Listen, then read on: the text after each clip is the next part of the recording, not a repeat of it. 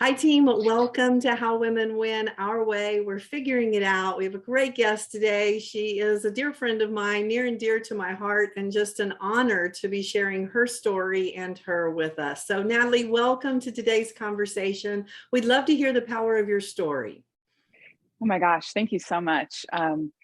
It's it's sort of like where to begin, but I guess at the beginning. I, for starters, have been an athlete my entire life, and sports were always something that helped me harness my power, helped me feel powerful. And even from a young age, it was something I was very in control of my body and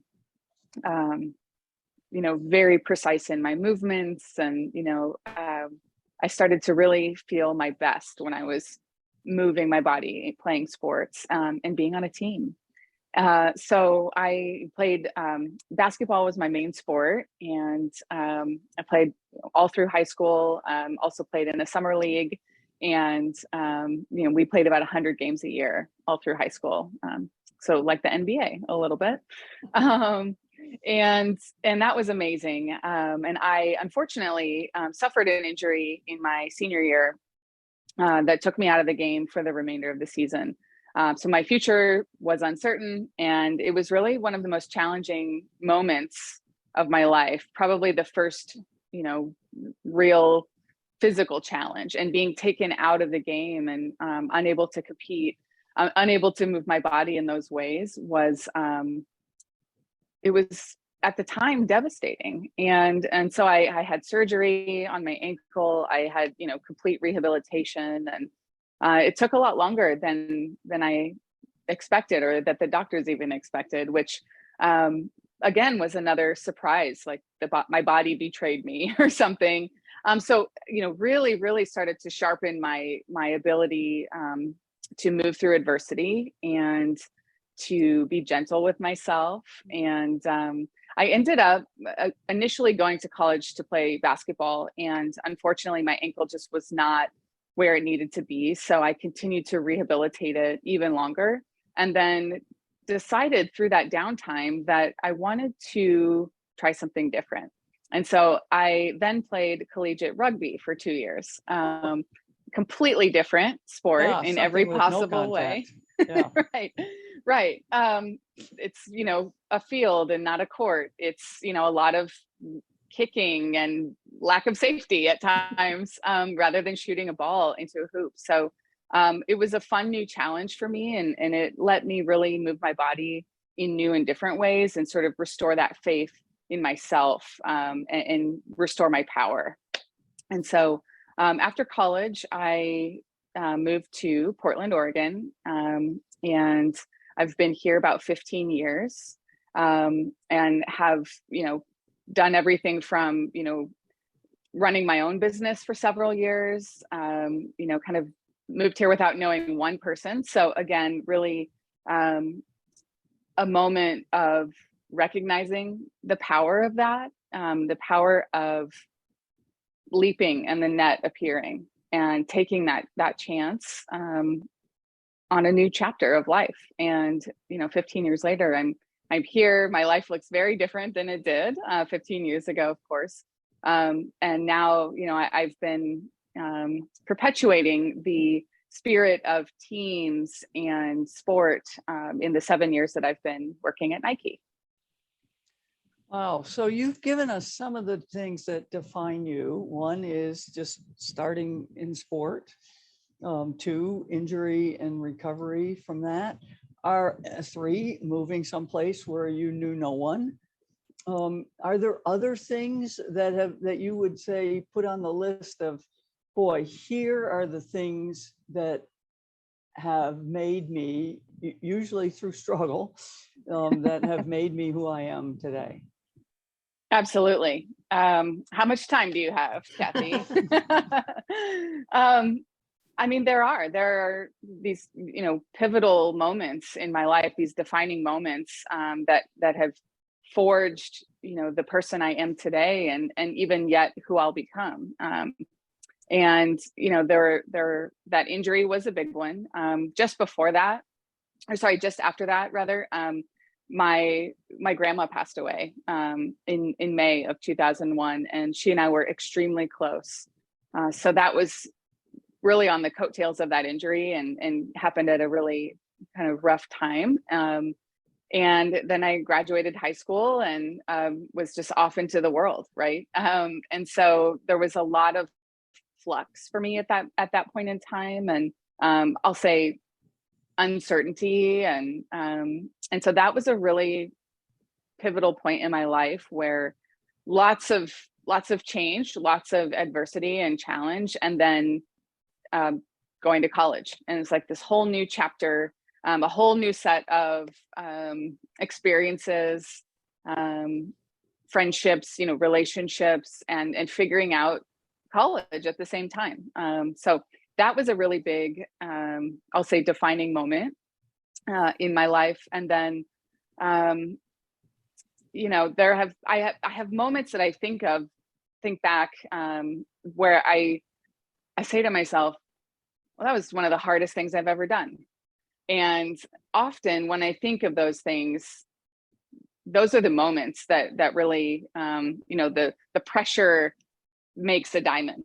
And so I as challenging as those moments or seasons could have been in my life, they were also the best, because they continued to forge and shape, the person that I would become, and that's more resilient, more true to myself, stronger, just more motivated, I'll say, to press on. Natalie, were you okay? So this is something that we find with so many women who are winning, who feel like they're winning, who have defined winning and are leaning into it. Were you always this way? In other words, what is it that got you to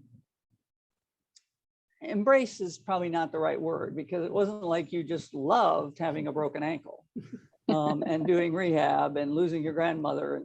But what was it that kept you moving through and then looking back on those situations as building blocks as opposed to things that defeated you? It's such a great question. And the short answer is yes. I truly believe that I always had the capacity to be resilient. But it was really realizing, the depth and breadth of that along the way through each of those moments that could be perceived as a setback, but really seeing it as an opportunity, I think was the key. And it's all in a shift in mindset, because it's so easy to think, oh, why is all this happening to me? I don't deserve this, or, whatever goes through someone's mind when there's just a lot. But instead, it's really, I believe that I am a glass half full type of person. And so that has come in handy. And I think my parents are the same way. So I'm fortunate to have had some of that modeling, but a lot of it, is also my own journey, sort of shaping the way, my outlook on life. And so I think that there's something in the way that we frame those challenging moments that defines what you do with that next, and if you do anything with it.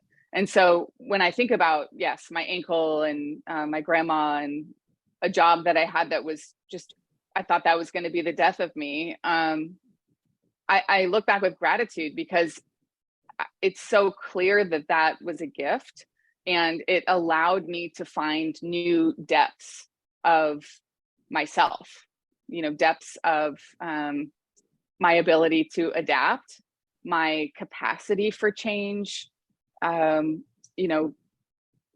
Progress is not always defined as forward moving, right? It can be a nonlinear experience, but I feel like even when we take 2 steps back, we're still learning so much about ourselves and the world in the process, that we're better equipped to then take those next 2 steps forward. So I really do believe that the momentum is nonlinear, and also that we're learning all the time. And so, you know, when we have a setback or when we have a victory, I sort of look at those as equal opportunities to learn and grow.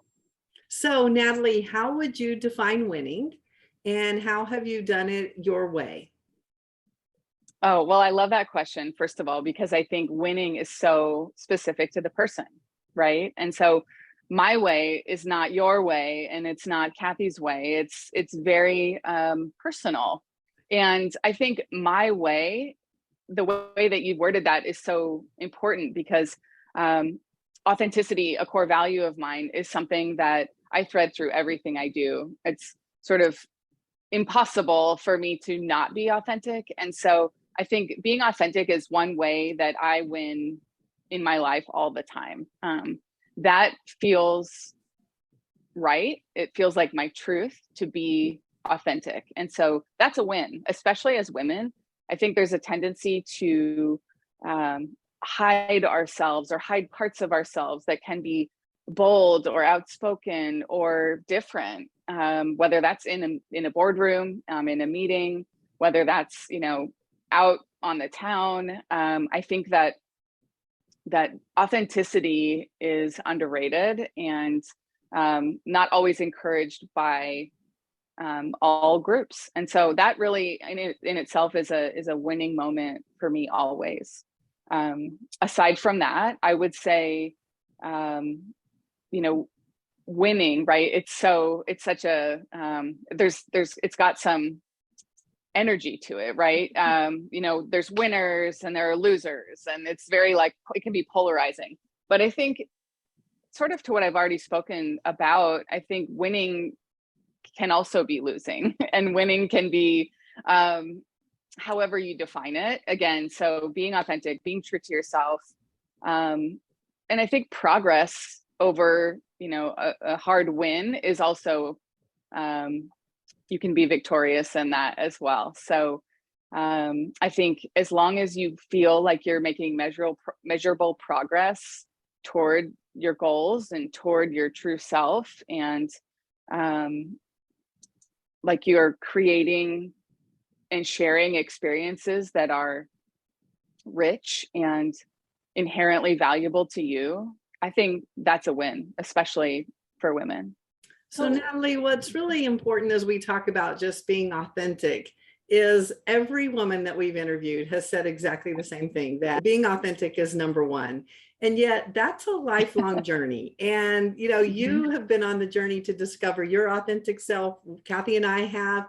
Can you take us through a bit just about how you have discovered your authentic self and how you honor it every day? Sure. I think, well, it's not a pretty path necessarily. It's messy, and it requires, you know, vulnerability and constantly reassessing my values and aligning those values to the way that I show up, and leading with integrity. It's being willing to look in the mirror and say, does that feel like me? Does that resonate? Is the way that I'm acting, thinking, speaking, does that align with who I really am? And just checking myself on that constantly. So I think that that's its own journey in vulnerability, I'll say. And I think authenticity and vulnerability really work hand in hand.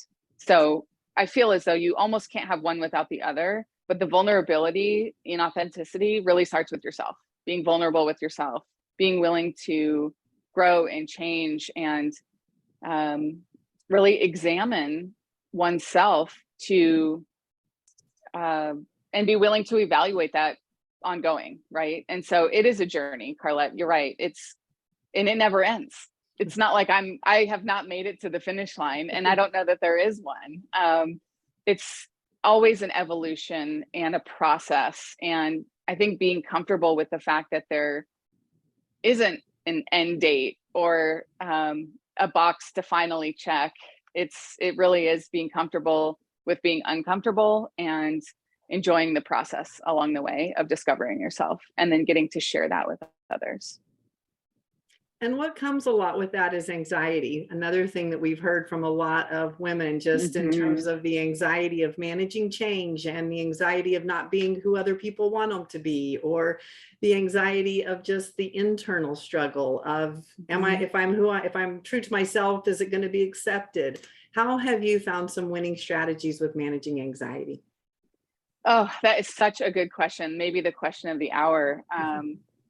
I think there's such a societal pressure to just absorb the change and move forward and put on a happy face. And I think the most important thing that comes to mind is really focusing on self-care in those moments. It's probably one of the only things that soothes the change saturation or the anxieties and the even the fear of the unknown. Or fear of not being accepted. So I think finding ways to care for yourself, truly care for yourself more than anyone else can, is probably my best strategy. Whether that's that in self-care, it's not like going to the spa necessarily or getting a massage, although that's really nice too. But it's, take a 10-minute walk, focus on your breathing, connect with yourself, read a book, do something to fill your own cup again before you can take on another change or another anxious moment. So Natalie, here's so we've one of the things we're trying to do is connect, and have done, is connect with women coaches. And a traditional line, and I used it for years. Here's who I am. If this doesn't work for you, my way, highway. Today, that is a really fast path to the door. Okay, I mean, that doesn't work anymore. And I'm not putting words in your mouth, but what I would say, claiming your authenticity as a hard-ass old school coach doesn't work anymore. And if you want to stay in the profession, you have to shapeshift. You have to code switch, particularly, maybe on your language. And again, I'm using a bunch of terms which I hope aren't. I'm with you. Yeah. Okay. So not familiar. You is that? I mean, is that okay? Is that giving up your authentic self? I don't think so. I think there is a balance. It's not about saying, take it or leave it, my way or the highway.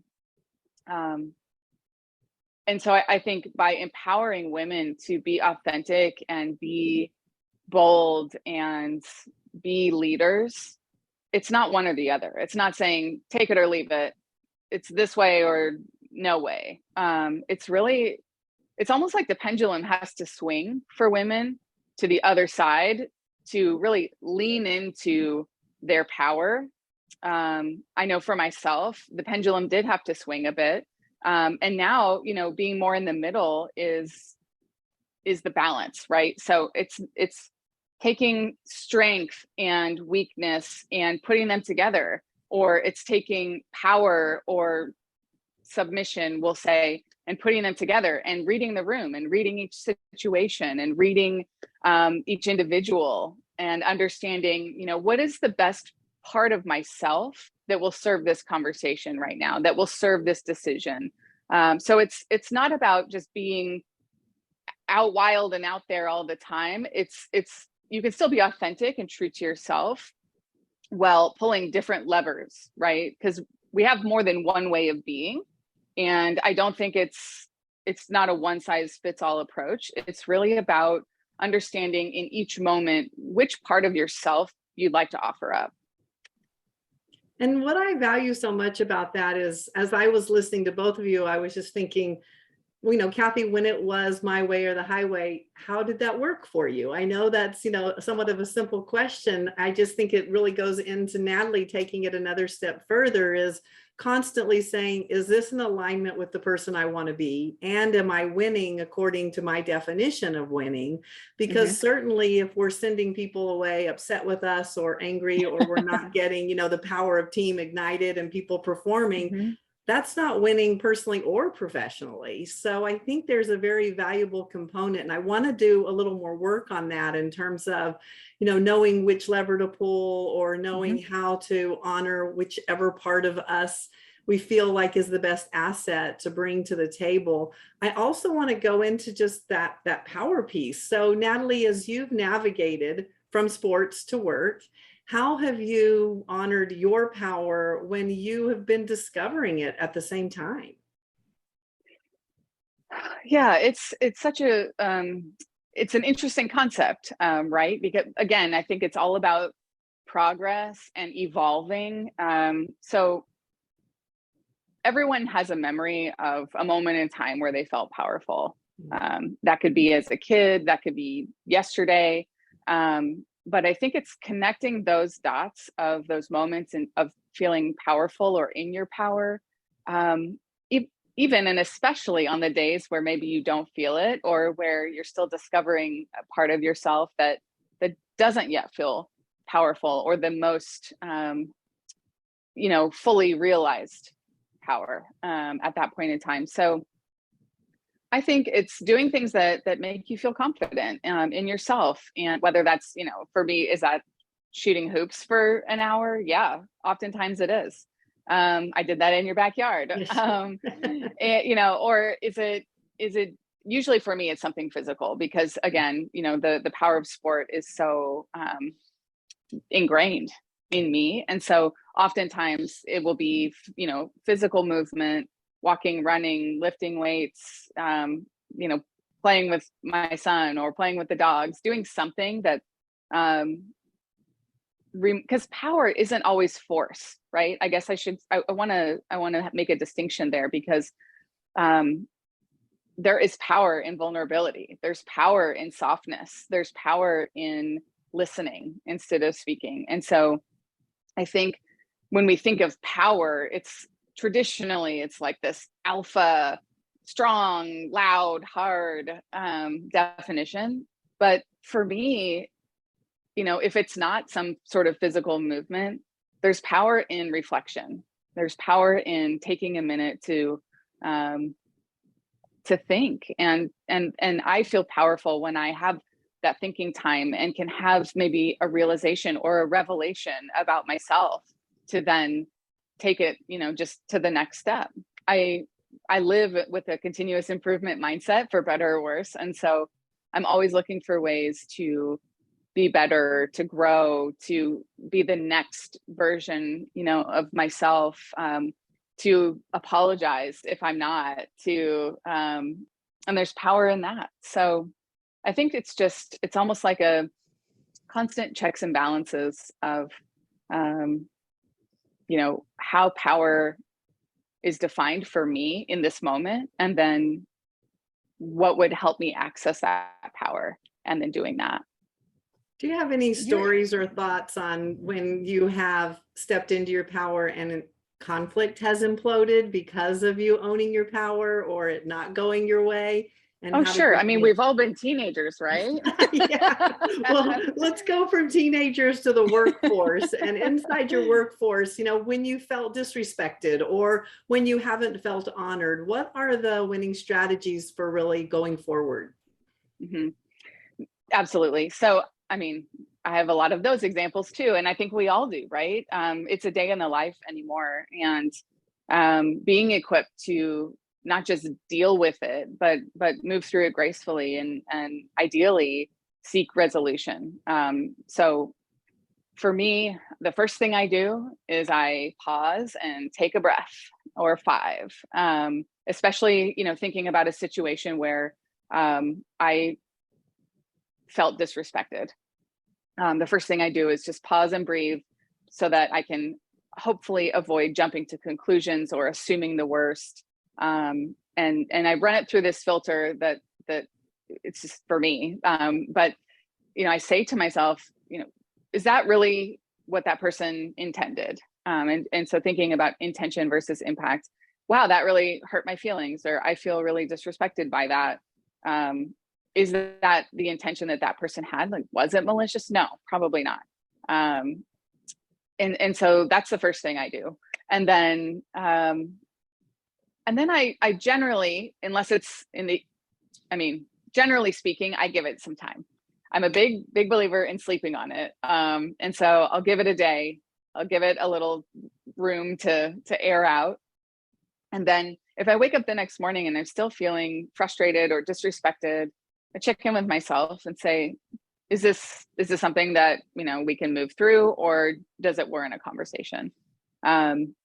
Oftentimes in seeking resolution, it warrants telling the other person how their actions, words, behaviors made you feel, recognizing that likely was not the intention. So giving that benefit of the doubt, but really letting them know, because clear is kind, right? That this made me feel this way. And I would love to know, kind of your experience from your side, and opening it up for a dialogue. And I know that's way easier said than done, right? Especially as women, it's challenging to take the lead in those conversations, to initiate what could be really uncomfortable, or even opening yourself up to be disrespected again. And so it is a really tough situation to be in, but I think advocating for yourself is one of the best ways to remind yourself of your power. You're both just so much better people than I am, and I respect that a lot. I kind of like telling people what to do and having them do it without having to have me explain a lot. So I'll just out myself. You guys are way ahead here on the on the what is powerful, what feels powerful, and yeah.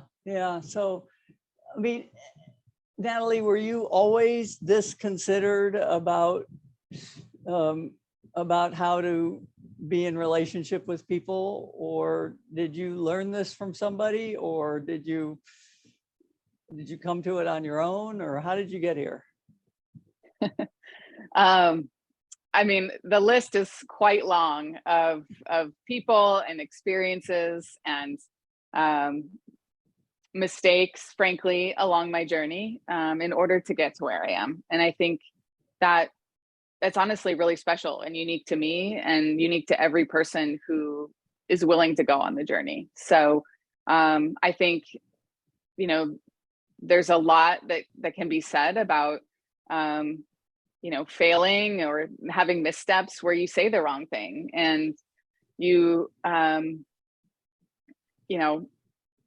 I'm a deep feeler. So there's a part of it that, I always want people to feel empowered and feel good and feel like they're, the best versions of themselves. And so I think whenever I have done something or said something that maybe made someone not feel good, that is a learning moment. And I'm such a big believer in that resolution, right? And so going back and saying like, oh gosh, I'm just really sorry. Can we try that again?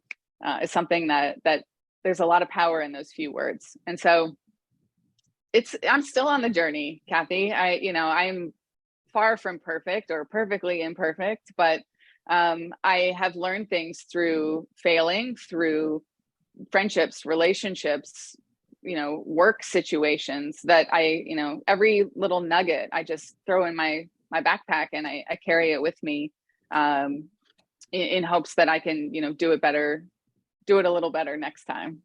So it's a process. And I think, again, with the vulnerability, being willing to be vulnerable and messy and not have all the answers is okay. All right. So how do you invest your emotional currency, and what do you need from others in order to build relationship with them? Well, that is a huge question, Kathy. So emotional currency is in my opinion, more valuable than money, than any physical currency. And it starts with trust. It starts with being open to trusting others, giving the space to let them trust you, to be vulnerable, to hold space for their experience, even if it's not what you expect or thought it might be.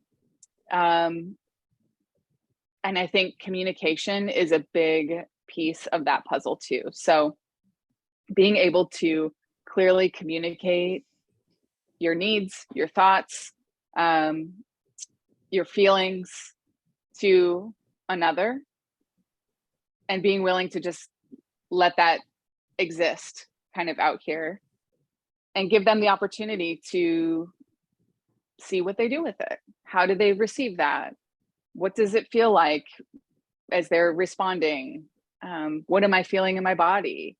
So I think, it starts with the willingness to be open and vulnerable and lean into a connection instead of lean away from it. And they'll give you that, the person on the receiving end will give you a lot of information, even if they don't speak. So, reading those cues, and, they will tell you without words if they're available and ready to receive what you're sharing. And then you can go from there. So Natalie, this has been an amazing journey, just listening to you as you are picking up those golden nuggets of learning, putting them in your backpack, and just, one day and one moment at a time, learning through those experiences. As you think about our team of women just listening to you and being on their own journey, what are your words of wisdom? Well, as a perpetual lifelong learner, I hope it's received well. But I would say, stay true to yourself. Get comfortable with change. Take care of yourself, like really take care of yourself. Make the time to fill your own cup first. They say it on the airplanes, but put your mask on first before helping those around you. I think that is so applicable in life. So put your own mask on first. And there's power in vulnerability. Women are the most powerful creatures out there. And so don't take that lightly. Don't shy away. Don't fade into the background. Own your moment. That's what I'll say. I love that. So women, it's up to you. Go out and own your moment. Figure out how you want to win your way. We are on the journey with you. Kathy, thank you again for being my partner on this journey. And Natalie, thank you for a great conversation. Thank you so much, both of you. Thanks, Natalie.